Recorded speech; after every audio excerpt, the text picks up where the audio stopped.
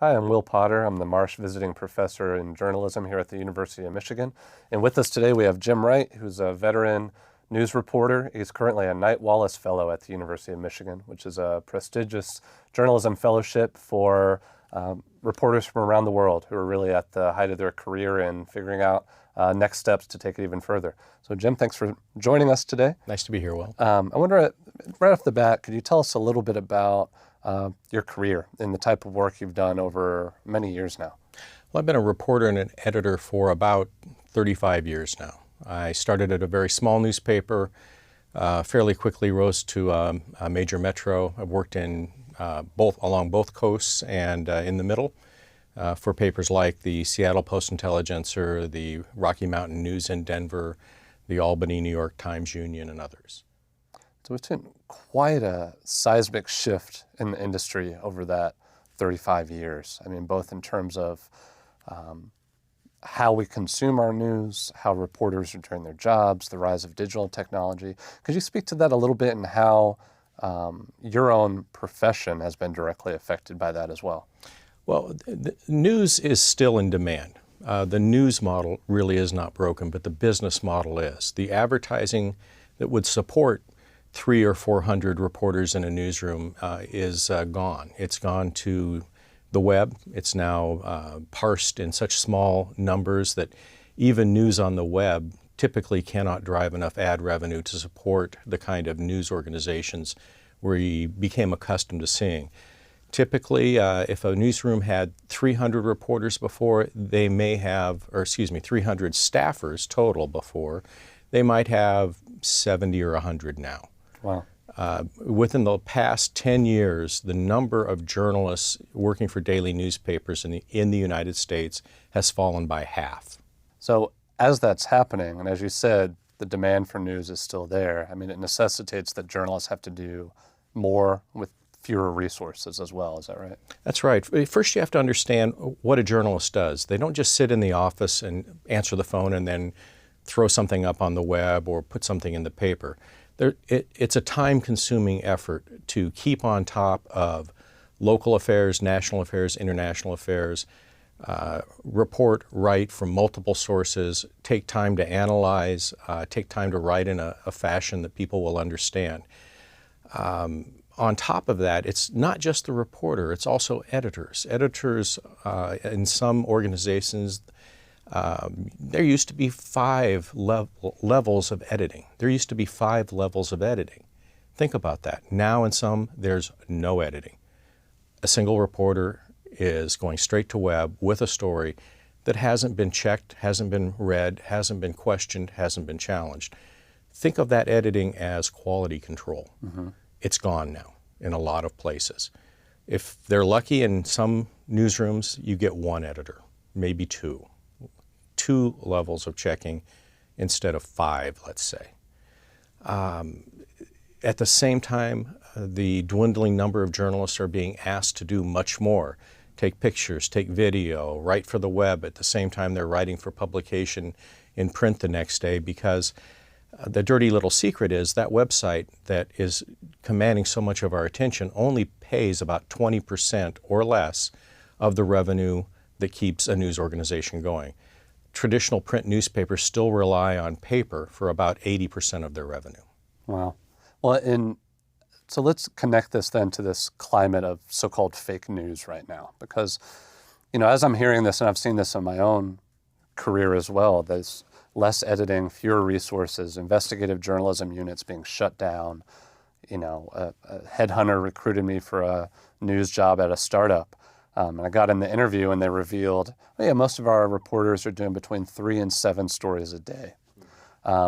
So could you explain for our students and our viewers how that fits in with this idea of fake news? Because the scope of journalism is changing, but at the same time, these outright false outlets are coming up.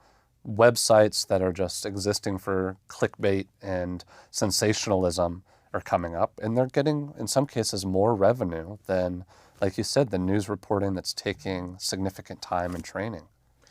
When I started in this business, journalists were called gatekeepers. Mm-hmm. It was a monopoly. You couldn't really get your message out unless a reporter wrote it and it was published in a newspaper, because there's only one press in most cities, or there's only 2, 3 television stations with news operations in each city. That gatekeeper function is gone. It's totally erased in the digital world. Now, anyone with a computer can look like a journalist, but that doesn't mean they're thinking like a journalist or acting like a journalist. Journalism is not the process of typing words and throwing them out there. It's analytical, it's challenging. It's more of a mental exercise in checking facts and making sure they're reliable before anyone sees them. Fake news outlets, they've always existed. There's always been propaganda. There have always been people who lie because of an agenda. Now, though, they're not trying to put one over on a reporter. They're just putting it on the web. And if a tiny fraction of people see it and believe it, their mission is accomplished. So are we ever going to go back to a gatekeeper function? No. More importantly, though, we need people who will read and apply the same set of standards for determining objective truth that a journalist brings to the table. Well, I think that's a really interesting point, too, about this idea that people have always manipulated the public, whether it's public relations for a corporation or a spokesperson or member of Congress. They're trying to manipulate the press to get their story that they want in the paper. But now they can just go straight to the consumer in some ways. So can you explain as a journalist, how does a journalist think about this? When you're getting pitches and press releases and sound bites and press conferences, all that stuff being thrown at you, how do you start parsing through it, and what's the methodology there? I think that the main thing is that you look at what's being presented to you and think about it as being reliable. Can you prove whatever they're saying somewhere else? Are there other sources of information? How would you balance that information by adding context or applying analysis that the organization feeding you the material would rather you just didn't know or didn't add to your story? It's more adversarial now in a lot of ways, but it's adversarial at a time when more and more online outlets especially are relying on public relations people to feed them content, to feed the beast that is the online world. In the digital world, it's ravenous. It's always hungry. It must be fed on a regular basis in this constant cycle. Once upon a time, reporters, even television reporters who had a much more immediate relationship with their audience, had hours to prepare a story, to think about it, to check it out before they put it on the air. Reporters typically had a 24-hour news cycle, newspaper reporters. Those working for magazines, they could have a week. Now, you're lucky if you've got 5 minutes. And everyone else out there is receiving the same thing at the same time you are, and it's like drinking from a fire hose. You have to quickly parse out what is clearly an agenda-driven pitch and focus on the things that really matter to your readers. Well, and I think that analogy or that metaphor works for consumers of news as well. I mean, I feel that way as both a journalist and as a reader. Every time you get online, it's just that fire hose of stuff is coming at you. There's this information overload. So could you give maybe some tips or thoughts on how, as media consumers, we might direct or navigate that flow of information? I mean, where do you turn to for news, or how do you evaluate sources just as you're reading them and as you're consuming them? Well, first and foremost, consider the source. If you've never heard of this supposed news outlet, it's probably something someone has created just to put one over. If it has a history of exaggerating even true stories or putting such a spin on it that it makes them untrue to follow their agenda, you can tell that fairly readily. And just don't look at those sources. Or if you do, frankly, we should all read widely, take it with a grain of salt. Don't immediately react to something that might be untrue. Second, there are efforts online now like Snopes.com or, well, I'm trying to think of some of the others, but there's several that you can run the story by them. If it's a fake story, they've probably at some point looked into it, and then they can either say if it's true or not.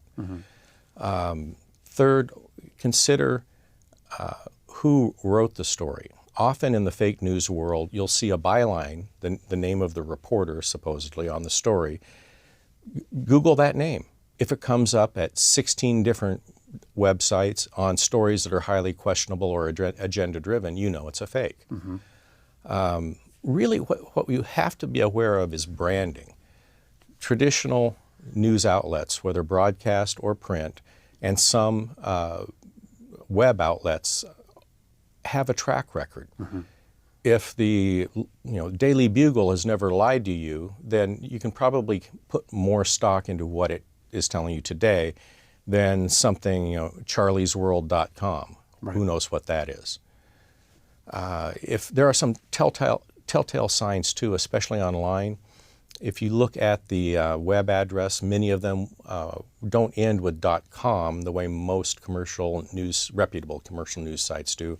They end .com, .co. That's a telltale that this is probably not on the up and up. So it's really about developing those sets of skills to be different types of critical engagement based on the outlet and based on what you're seeing. That's right. We need to enter an era where people apply the same sort of consumerist lens to news as we have to the food we eat, to the cars we drive, the businesses we patronize. You cannot substitute a skeptical reader and one who reads widely and checks it out themselves in any way. Reporters can help short-circuit that situation if they're reliable. There is a little smidgen of a gatekeeper left, and that is the brand of the reporter and the brand of the news organization. Right. Beyond that, it's free-for-all out there. Well, and now, I think it's important to point out that as human beings, we can get it wrong. There are plenty of examples of that, both with intentional manipulation of stories to try to make them better, which are really unfortunate and are a black mark on the profession. And then other cases like weapons of mass destruction and allegations from the Bush administration that just turned out to be false. And the reporting, the level of critical and adversarial reporting, as you said, really wasn't there. So how do we parse out what's just a mistake in doing the job or inaccuracy versus deriding something as so-called fake news? Well, I think it's to understand how the news process works. You don't always have all of the facts right away. In some cases, it may take days for all of the facts to come out. In a 24-hour news cycle, it's a little easier. You've got time to check things. In today's digital world, you don't have time. You're in a hyper-competitive environment. You've got to put up what you know. Unfortunately, often what you know in the first hour or two after, say, a major disaster or an event is wrong. It's based on people's impressions. It's based on hearsay. Honest mistakes can be made. Nobody really knows exactly what's going on because of the nature of the event. Again, skeptical readers will say, okay, this just happened. They'll sort it out.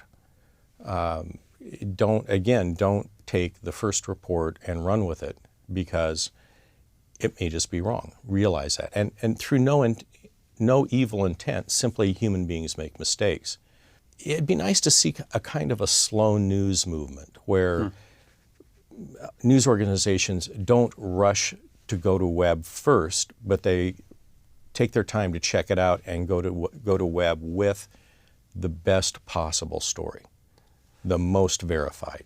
And I think that emphasis on patience and skepticism is probably the best advice for both journalists and consumers right now. So thanks very much, Jim, for being with us and talking to us about this today. Thanks.